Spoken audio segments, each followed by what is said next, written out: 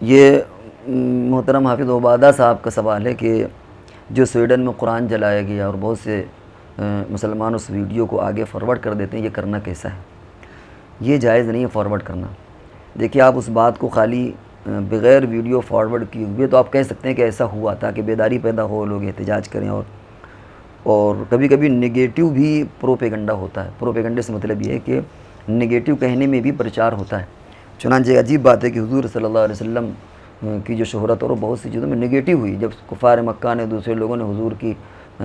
کو نگیٹو دیا تو لوگوں کو اور مزید تجسس پیدا ہوا اور لوگوں نے حضور کی سیرت کو پڑھا۔ تو کبھی کبھی پازیٹیو کے مقابلے میں نگیٹو اس طرح کی چیزوں میں لوگوں تک میسیج بہت جلدی پہنچ جاتا ہے اور لوگ قرآن پڑھنے کی طرف راغب بھی ہوتے ہیں، جیسا کہ سننے میں بھی آیا ہے کہ لوگ مزید قرآن کو پڑھ رہے ہیں۔ یہ تو ایک پہلو ہے، لیکن ویڈیو وائر کرنا کسی طرح بھی جائز نہیں ہے، کیونکہ اس میں جو کنڈیشن ہے وہ ایک ایمان والا جب دیکھتا ہے تو اس کا دل زخمی ہوتا ہے اور تصور نہیں ہوتا ہے کہ کس طریقے سے جلایا اس نے قرآن کی بے حرمتی کی۔ ہم وہ الفاظ بھی نہیں بیان کر سکتے کہ کس طریقے سے اس نے پیر اور قرآن، بہرحال وہ ہم نہیں مناسب سمجھتے کہ اس کو دہرائیں۔ تو اس طرح کی ویڈیو کو دیکھنا یا آگے فارورڈ کرنا یہ جائز نہیں ہے، اور یہ سبق ہم کو ملتا ہے صحابہ کرام سے۔ حضور صلی اللہ علیہ وسلم کی شان میں بہت ساری گستاخیاں کی گئیں، بہت سارے کامنٹس کیے گئے اس زمانے میں، یعنی مکی زندگی میں، مدنی زندگی میں، لیکن صحابہ کرام نے ان چیزوں کو آگے فارورڈ نہیں کیا، ان چیزوں کو آگے بیان نہیں کیا، تو وہ کیا ہوا، وہ سب دفن ہو گئیں۔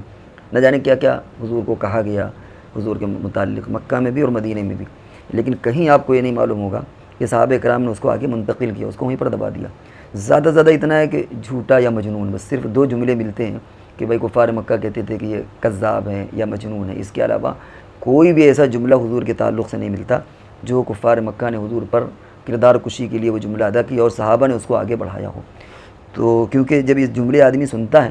تو جیسے کہاوت نہیں ہے کہ وہ کسی بادشاہ کو کسی نے گالی دیا تو اس کے کسی درباری نے بادشاہ سے کہا کہ فلانے صاحب نے آپ کو یہ گالی دی، اور وہ گالی کا اظہار کر کے بتا دیا کہ آپ کی ماں کو، اور وہ گالی بھی زبان سے نکال دی، تو بادشاہ بہت ناراض ہو اور اس کو سزا دی۔ بادشاہ نے کہا کہ اس نے تو میرے پیٹھ پیچھے گالی دی تھی اور اس سے تو مجھے تکلیف نہیں، لیکن تم نے تو میرے منہ کے سامنے گالی دے دی، لہذا مجرم تو تم ہو، اور اس کو قرار واقعی سزا اس کو دلوائی۔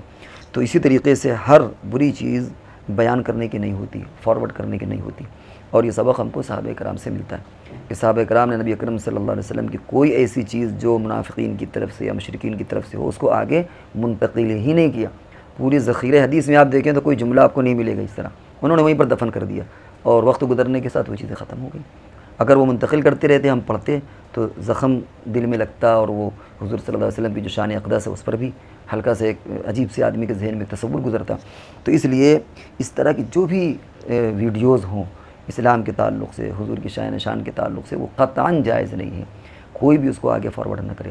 یہ تو قرآن کا مسئلہ ہے، اسی طرح نبی اکرم صلی اللہ علیہ وسلم کے تعلق سے بہت سی جو فرضی فلمیں بنی ہیں اور ان میں بھی حضور کی شبیہ بنا کر کے وہ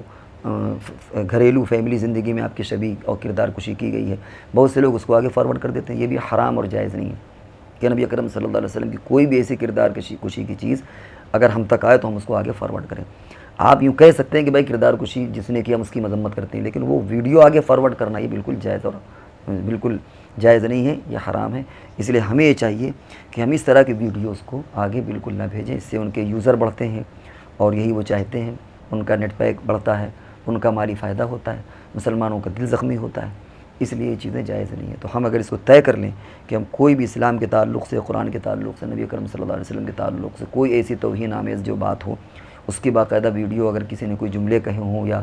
اس کو، یا حضرت عائشہ صدیقہ رضی اللہ تعالیٰ عنہ کی شان میں اگر کوئی اس کو ہم آگے فارورڈ کریں، یاد رکھیں کہ یہ حرام ہے، یہ جائز نہیں ہے۔ اس لیے ہمیں بہت اس تعلق سے محتاط رہنا چاہیے۔